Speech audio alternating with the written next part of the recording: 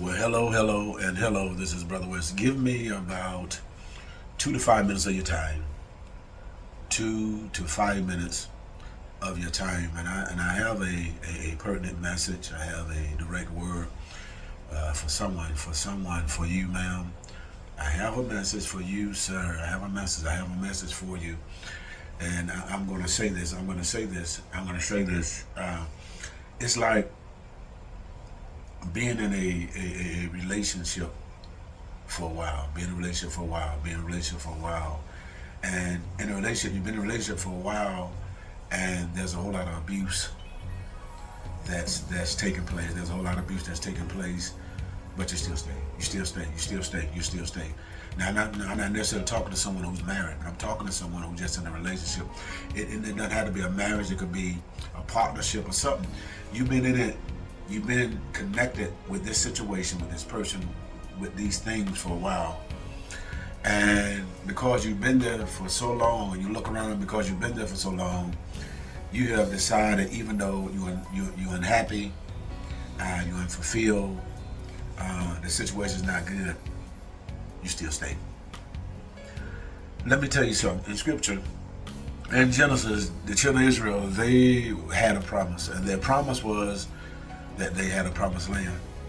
And when the time had come for them to go into their promised land, they went into their promised land, but they ignored, or they didn't hear one of the instructions that God had given them.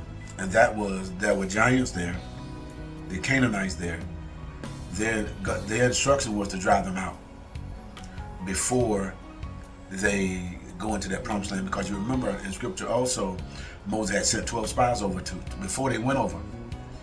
And 10 came back with an evil report saying that they were not able, and 2 came back, Joshua and Caleb, saying that they was more than able to overcome.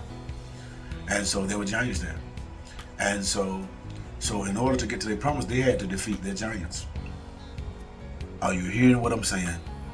In order to enjoy your promised land, you must defeat the things that are there, that are in your way, that are standing there just resting and chilling. And so the same thing with the children of Israel. They were instructed to drive the Canaanite enemies out. But because of emotions, but because of financial support, financial stability, because of arms and stuff of that nature, they allowed them to stay. Now God told them, now it was my intention for them to leave. You're supposed to drive them out. They can stay, but they weren't supposed to stay.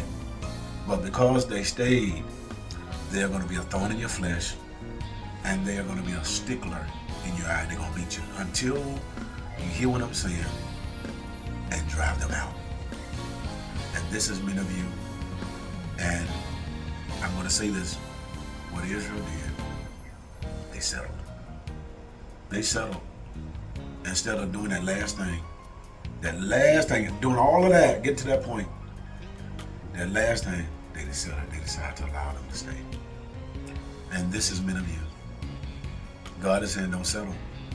You're in a situation, but you settle for it. You know it's wrong, but you're in it. You don't want to do it because it's comfortable, financial, all that. At the same time, you're being beaten.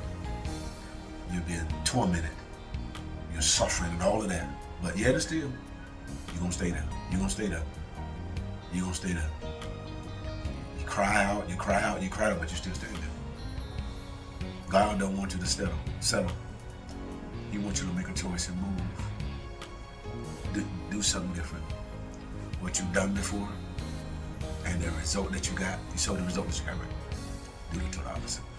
Do something different. And do not settle.